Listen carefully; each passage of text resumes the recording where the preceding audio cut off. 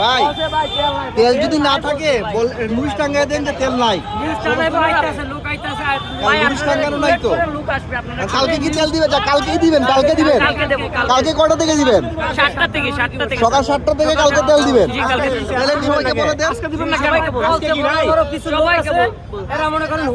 আচ্ছা, তেলের দাম কি বাড়াইছেন? ওই আগের রেডি আছে, শুধুমাত্র কালকে সকাল 7টা থেকে দিবেন। 7টা থেকে শুরু হইব, তেল যতক্ষণ আছে ততক্ষণ দিব, সমস্যা নাই। আর এখন কি তেল আছে পাবে না? না, এখন না, কালকে সকাল থেকে আনলে সকাল থেকে। আচ্ছা, ঠিক আছে, ঠিক আছে। এটারই লিমিট যারা ইয়ার থেকে দিব ওই লিমিটটাই পাইবেন, এছাড়া আর পাইবেন না। কত আনুমানিক কত দিতে পারে? এক গাড়ি তেল 13,500 লিটার, ওই টুক তেলেই আপনারা পাইবেন। এক গাড়ি তেল আমাদের যেটা ডিপু দিব ওই তেলটাই আমরা বিক্রি করতে পারবো। এরপর তেল শেষ আবার বন্ধ হয়ে যাবো। ওইখান থেকে যেটা মানে কালকে 7টা থেকে দিবেন, তাই তো? তেল থাকা সত্ত্বেও কেন দিবে না? না, বলতেছে তেল নাই। আমাকে মুরব্বী বলছে যে তেল আছে, আমি বললাম যে দিয়ে শেষ করে দেন। সে আমাকে প্রশ্ন করলো যে আমি যদি তেল দেয় কালকে আমি আঙুল চুষবো, এই কথাটা কেন বললো আমাকে? তাদের ইন্টারনেট না, এটা কেন বলবে আমাকে? আমার 71 টেলিভিশন আসতেছে, দেখি ওরা কেমন না দেয়। আর আমাদের মিটার চেক করতে দেয়, আমাদেরকে মিটার চেক করতে দেয়।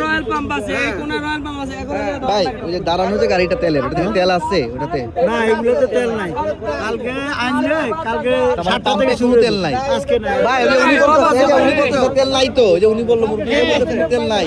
না, তেল আছে ওইখানে, এটা আমাদেরকে মিটার চেক করতে দেয়।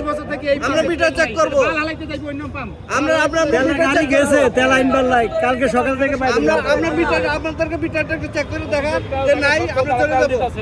যারা কর্তৃপক্ষ এরা তো কেউ না, এরা তো চলে গেছে। সবাই আছে এটার ভিতরে, সবাই আছে ভিতরে এত কথা বলেন না।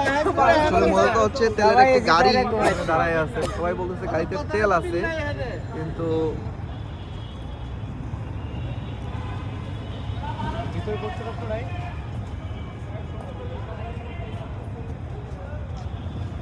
গাড়িরও একটি দীর্ঘ লাইন আমরা দেখতে পাচ্ছি এখানে, অনেক গাড়ির লাইন,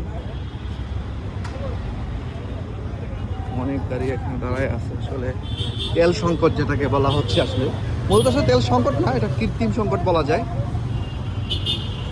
এবং মানুষের মধ্যেও এটা আতঙ্ক বিরাজ করছে যে হয়তো বা তেলের দাম বৃদ্ধি পাবে, এই জন্য সবাই যেখানে 5 লিটার নেওয়া হয়তো সেখানে অনেকে 10 লিটার 15 লিটার পর্যন্ত নিচ্ছেন। তো যাই হোক, কালকের আপডেট আবার ইনশাল্লাহ জানাবো।